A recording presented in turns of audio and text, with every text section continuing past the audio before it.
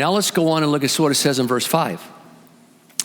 It says, we're protected by the dunamis power of God through faith for a salvation ready to be revealed in the last time. Now there's two meanings of this verse. Obviously the primary meaning is we're saved spiritually for the coming of the Lord. But I believe there's a second meaning. And we're also saved in a very practical way by the power of God through faith in this world. See, can I tell you something? God wants you to live your days out. It's important to him that you live your days out. They're numbered. But some of you, if you don't listen to God and obey by faith what he's telling you, you'll short circuit those numbers. And you'll die for your time. I really believe that with all of my heart. I'll give you a radical example. Back years ago, we had these offices down in Bakersfield in a very shady, bad area of town. And one night I was preparing a sermon and I had to go get a book from these offices downtown to share as an illustration. It was like 11 at night.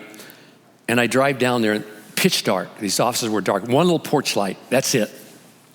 And I know some of you find this hard to believe, but this is the way I've walked with God for 50 years. I go to get out of my car and I feel this conviction and voice going, don't go in there. And I step back and I go, what? I tried to go again and it's conviction, don't go. And so 15, 20 minutes I stood there going, God, why can't I go in those offices? I don't get it. I believe in you and I'm obeying you in faith, but I got to get in there.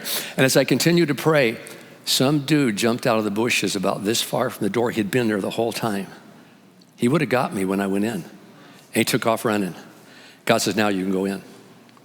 See, I was protected by the power of God through faith. When God told me, he didn't tell you this because I've seen God heal people with chemotherapy, so don't take this as a blanket clause.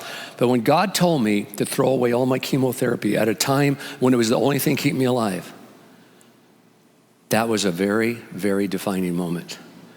I had nothing else to keep me alive, and God told me to throw it away, and I threw it all away. You know the story. I won't bore you with it again. Tremendous God story, how he told me that. But see, I was protected by the power of God through acting on my faith.